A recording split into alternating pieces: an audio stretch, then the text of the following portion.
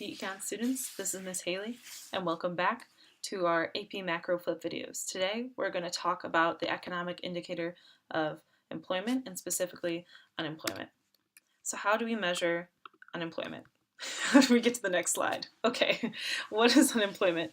So employment, obviously we talk about having jobs, unemployment not having jobs, but it's not as simple as that. So we want to think about who is actually involved in the labor force, who actually counts in the labor force, and only those kind of groups fall under employment, people who have jobs or employed in the economy full or part-time, and then unemployment, which is actually a much more complicated definition than it seems. It's people who are actively looking for work but who aren't currently employed. So let's look even more at those specific differentiations.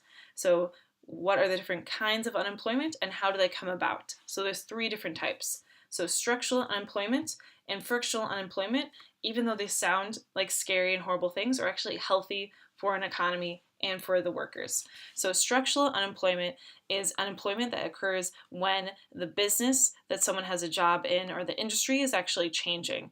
So if any of you all were following the election of 2016 and many conservative people who are running with the Republican Party were talking about structural unemployment, that there's a lot of steel jobs that are gone and a lot of these specific more blue-collar jobs that are gone. But the reason why many of those people are structurally unemployed is because of changes in the industry. Many of their jobs are now taken by machines, which isn't necessarily a bad thing. Even though their job is obsolete, that means that those specific workers can now move into different sectors, and this increase in innovation is actually a natural type of unemployment, and so those workers can now shift to different places where their work can be of more value. So structural unemployment comes from the changes in the actual industry. Frictional unemployment, again, sounds scary, but it's also healthy. Frictional unemployment, a lot of my friends, when they graduated from Northwestern, experienced frictional unemployment. They had their degree, they finished their thesis, they have their diploma, but they need to figure out, where do I actually want to be employed? They need that time to find their ideal employer and to agree to terms. And so even though it was a very difficult time for a lot of my friends to be in a very stressful year of senior year, imagine all of you all are applying to colleges. It's very scary also when you're after a college trying to find jobs. And there is this delay in finding available jobs and workers, but it's a part of the natural unemployment because workers, if they actually take that full time to find a school that fits them the best, like me coming to King's Academy, or a business that fits them the best, they will be more productive and a more useful person within society, and it'll be more helpful for them if they take that time and are unemployed for a certain amount of time frictionally to then be in a place that they can bring the most benefit. So both structural and frictional unemployment happen naturally. They happen when there's innovation, or they happen when the most best fit job is being searched for. Cyclical unemployment is the one that does sound scary and is actually not great for an economy. So cyclical unemployment, if we remember the business cycle that we talked about in the first video, talking about this idea of being in a trough, this lowest part of economic activity, but then expanding to a peak. Cyclical unemployment is coming in those contractionary times when we're going from a peak to a trough. Then there's recessions or economic downturns when there's a loss of jobs, not because of the actual skill of the person working there, but because of these outside economic factors. That overall jobs are being lost, overall there's less economic activity, and so cyclical unemployment, when it exists, when people are laid off, when they're fired, not because of their own worth as an employee, but because of the economic situation, this is an unhealthy kind of unemployment.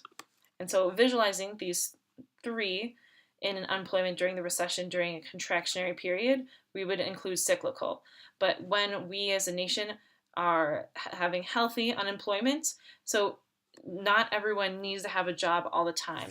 There's this idea that when there's innovation, when there are jobs being replaced, and creation of new jobs, when people are leaving jobs that were kind of before this innovation, and they're being structurally unemployed. And then when people enter in this period of being frictionally unemployed, they used to be a still worker. Now their job is replaced by a machine, and now they're finding a new skill, finding a new place to help in the society, in the economy, and they're frictionally unemployed. Both of these lead to a natural rate of unemployment that, just as we talked about, that not all income needs to be distributed equally, not all jobs need to be taken. There's this natural rate of unemployment that actually shows a healthy society. And when there's this natural rate of unemployment, when some people are out of work because they're going into the job that's going to be the best for them, or they're leaving a job that's now the industry is changing, even with that level of unemployment, we have this full employment output. So saying the amount of goods and services that would be creating in a society when we have this natural unemployment rate. So not when we have this loss of jobs with the cyclical, not when we're in our recessionary, contractionary period, but when we are in our expansionary period, when we have this full employment output, that's when the society is making as much of the products as they can, even with some people out of jobs. And so now thinking about more, who are those people actually in the labor market? Because remember, back here we said that unemployment is only people who are actively looking for work. There are many specific ways to determine who is in that labor force. So someone who's already employed or actively seeking work. So I'm in the labor force. I'm currently employed by King's Academy. Many of my friends who are, when they were graduating college, they were still in the labor force, even if they didn't have a job, because they were actively seeking work. They had their LinkedIn up.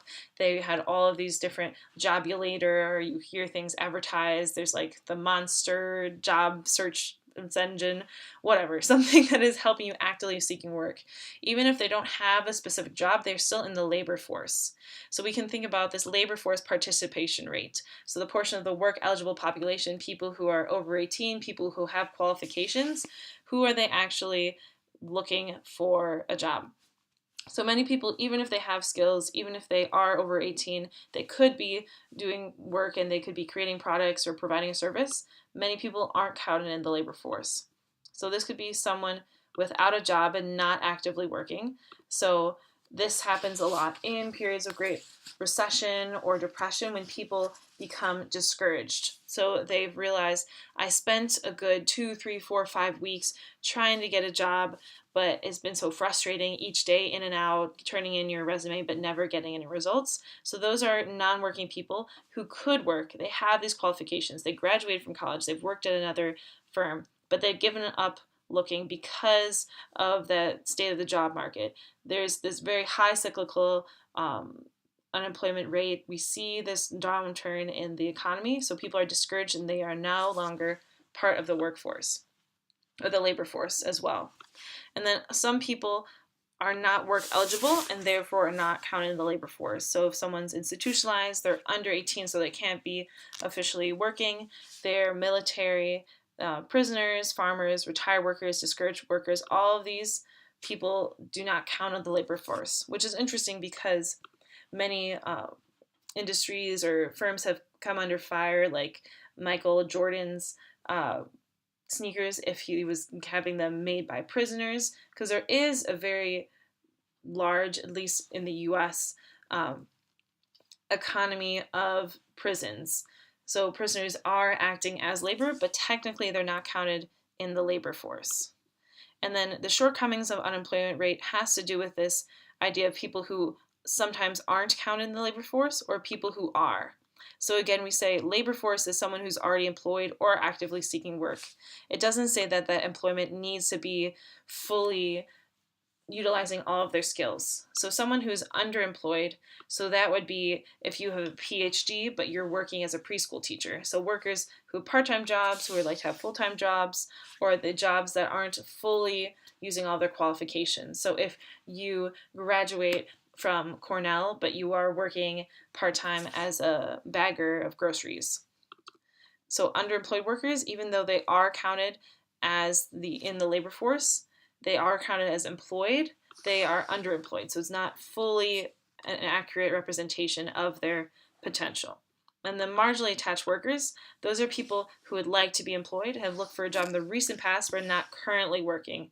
looking for work. So marginally attached workers are similar to discouraged workers, but the difference is someone who is just exiting their process trying to find a job is a marginally attached worker. So they just were in the labor force, they were just trying to send out their CVs and get some interviews, but they've just realized that it's frustrating for them that they haven't found a job. Whereas discouraged workers have given up looking for a job for a long period of time, and specifically because of the job market.